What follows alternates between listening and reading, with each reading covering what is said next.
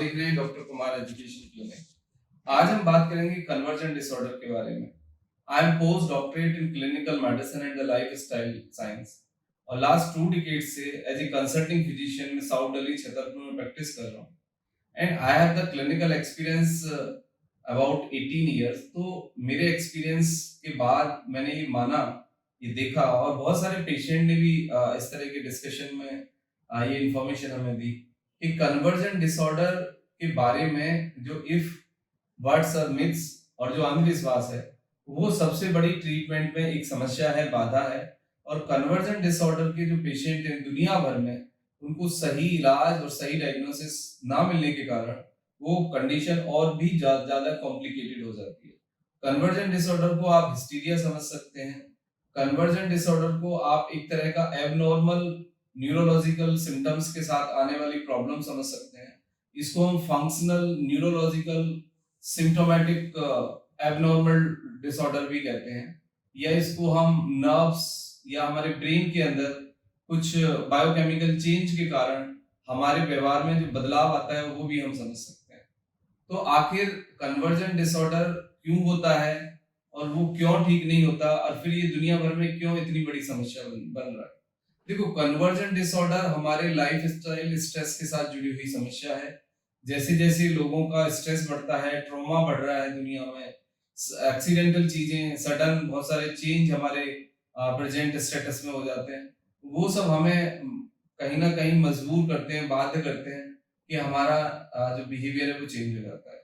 तो convergent disorder सबसे पहली बात ये है कि कोई दिमागी पागलपन नहीं है, और कन्वर्जेंट डिसऑर्डर कंप्लीटली ठीक हो जाता है, लेकिन आवश्यकता है इस बात की कि इसको पहचाना जाए और सही समय पे सही इलाज दिया जाए।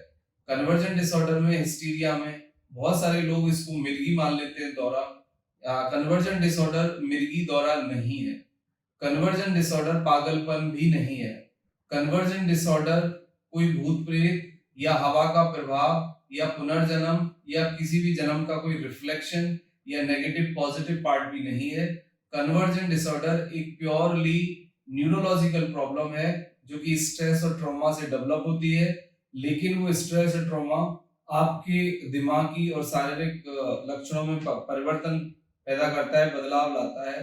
इसको इस तरीके से भी समझ सकते हैं कि आप मन से बीमार होते हैं और आप भावनात्मक रूप से बीमार हो जाते हैं, और उसकी एक प्रतिक्रिया होती है, स्ट्रेस की, ट्रॉमा की एक प्रतिक्रिया है, एक नेगेटिव रिएक्शन है, एक दिमागी रिएक्शन आप इसको समझ सकते हैं, जिसको हम कन्वर्जेंट डिसऑर्डर कहते हैं। अब कन्वर्जेंट डिसऑर्डर में कुछ कॉमन सी चीजें होती हैं लोगों के साथ, उनको समझना बहुत जरूरी है कि अचानक किसी को लगेगा कि उसके हाथ नहीं उठ रहे हैं या पैर नहीं उठ रहे हैं, अचानक लगेगा कि हाथ पैर पैरालिसिस हो गए, मतलब कोई एनर्जी नहीं है, फालिस पड़ना जिसे हम कहते हैं। अचानक हम आईज को ब्लिंक करने लग जाते हैं, फेस को ब्लिंक करने लग जाते हैं। सीकिंग हैंड, मतलब हाथ हिलाने लग जाएंगे, और हाथ हिलाते हिलाते कई बार देखा जाता है कि हम वो कंट्रोल ही नहीं कर पाते मूवमेंट, और इसके लिए फिर एबनॉर्मल सी कंडीशन पैदा हो जाती है। वीकनेस लग सकती है, दिमागी, शारीरिक, भावनात्मक कमजोरी आ सकती है। आपको एक लेजी स्टेट आप बिलोंग कर सकते हैं, आप एक ही स्टेट में बने रहेंगे, आपको एक फियर लगेगा उसको बदलने में, बाहर जाने में आपको फियर होगा। उसके बाद आपका हैंड ट्रिमर्स हो सकते हैं, मतलब आप कोऑर्डिनेट नहीं कर पाएंगे अपने हाथों को। डिफिकल्टी इन वॉकिंग, मतलब आपको टहलते समय, पैदल चलते समय कोऑर्डिनेशन नहीं होगा। और लॉस ऑफ बैलेंस, मतलब आपका बैलेंस बिगड़ जाएगा। और बहुत ज्यादा कई बार देखा जाता है कि आप डिसओरिएंटेड, अपसेट, बहुत ही गिल्ट में, बहुत ही कंफ्यूज्ड, बहुत ही परेशान नजर आते हैं, और एक एबनॉर्मल आपका बिहेवियर होता है। और सबसे बड़ी प्रॉब्लम ये होती है कि वो एबनॉर्मल जो बिहेवियर है, जो एबनॉर्मल रिएक्शन है, वो आपको भी डराता है और वो दूसरों को भी डराता है। तो जब कोई भी ऐसा सिम्टम्स हमारे सामने आता है कि जो हमने पहले से ना देखा है, ना सुना है, ना समझा है, तो वो चीज सामने रिपोर्ट हो जाए, तो हम उसको कोई, मतलब धार्मिक एक्स वाई जेड में डाल देते हैं, या फिर हम उसको कोई माता या भूत प्रेत या हवा के प्रभाव में डालते हैं।